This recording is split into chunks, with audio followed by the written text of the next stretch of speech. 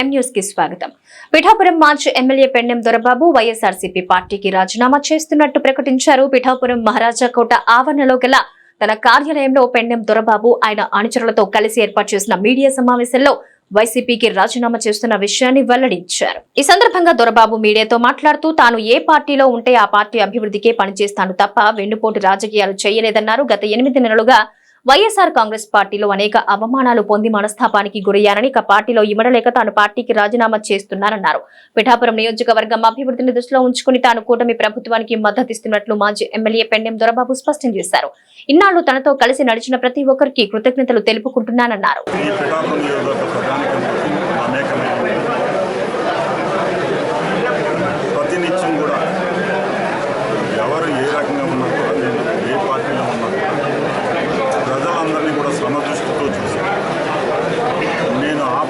ఈ పార్టీ అని కూడా లేకుండా ప్రజా సమస్య నా సమస్యగా తీసుకుని 2 పర్యాయాలు కూడా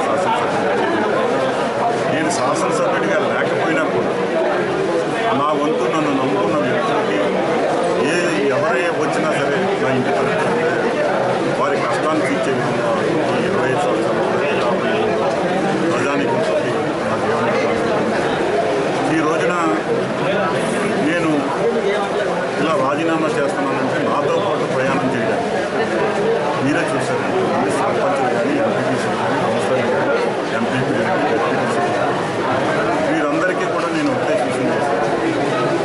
నాకు రాజకీయంగా ముందుకెళ్ళే ఆలోచన మీ అందరినీ కూడా ఒక మంచి విధానం పెట్టి ఈ నియోజకవర్గ అభివృద్ధికి ప్రజల సమస్యలను తీర్చే విధంగా ముందుకెళ్లే విధంగా కూటమి ప్రభుత్వానికి దానికి వీరు ఏ రకంగా కూటమిలో ఏ పార్టీకి ముందుంటారనేది ప్రజలు మన కేడర్లో అందరూ కూడా కూర్చుంటాం. కూర్చుని నిర్ణయం తీసుకుని ఈ రోజున వైఎస్ఆర్ కాంగ్రెస్ పార్టీ ఆవిర్భావం నుంచి ఉండే వ్యక్తిగా నాకు 2 పర్యాయాలు టికెట్ ఇచ్చి ఒకసారి శాసనసభ్యుడిగా లెక్కించిన పిఠాపురం నియోజకవర్గానికి నేను ఎల్లప్పుడూ రుణపడి ఉన్నాను. రాబోయే నా ఊపిరి ఉన్నంత వరకు ఈ పిఠాపురం నియోజకవర్గ ప్రజానికానికి నేను ఎల్లప్పుడూ కూడా అండగా ఉంటాను. నా తలుపులు తెలిసే ఉంటాయి. పిఠాపురంలో ఆఫీస్ ఉంటుంది. ఎల్లప్పుడూ కూడా వారి సమస్య నా సమస్యగా తీసుకుని నేను పనిచేస్తాను. కూటమి నుంచి ఆ రోజు నాకు ఆహ్వానం ఉన్న మేరకు రాజకీయాల్లో కొన్ని ఎత్తించి ఈ నియోజకవర్గంలో శాసనసభ్యుడిగా ఉన్నాం. ఈ నియోజకవర్గంలో మళ్ళా శాసనసభ్యుడిగా పోటీ చేయాలని కోరుకున్నాను.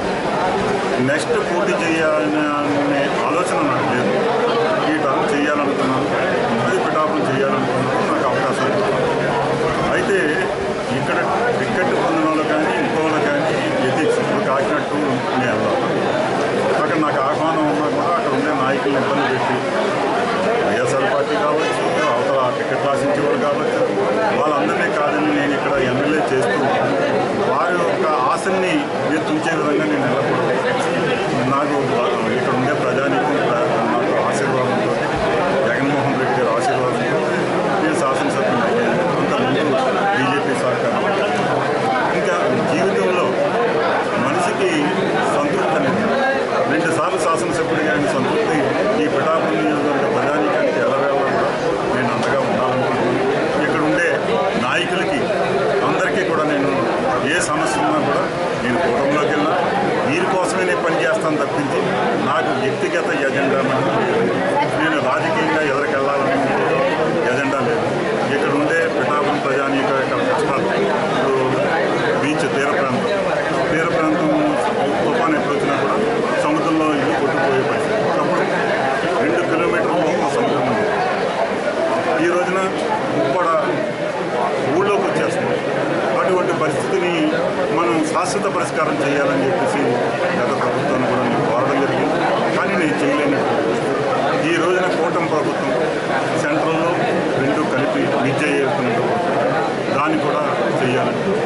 అలాగే ఏలే రాజనీకరణ ఆ రోజున రాజశేఖర రెడ్డి గారి ద్వారా నేను ఇక్కడ శంకుస్థాపన 140 కోట్లతో శంకుస్థాపన చేసినప్పటికీ ఈ రోజుకి కూడా అది పూర్తవుతుంది.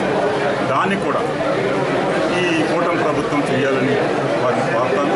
ఇవన్నీ కూడా కూటమి ప్రభుత్వం ద్వారా ఈ నియోజకవర్గ అభివృద్ధికి ఈ నియోజకవర్గ ప్రజల కష్టాన్ని కడితీర్చే విధంగా మా నాయకులందరికీ కూడా ఎవరైతే సర్పంచులుగా ఉన్నారో వారి ద్వారా కూడా మరింత అభివృద్ధి చేసే విధంగా నేను ముందుకు తీసుకెళ్లాలని వారి యొక్క కష్టాలని నా సమస్యగా తీసుకుని వీరికి అండగా ఉంటాను. మరిన్ని తాజా వార్తా విశేషాల కోసం M News ని సబ్స్క్రైబ్ చేయండి, మీ మిత్రులకు షేర్ చేయండి.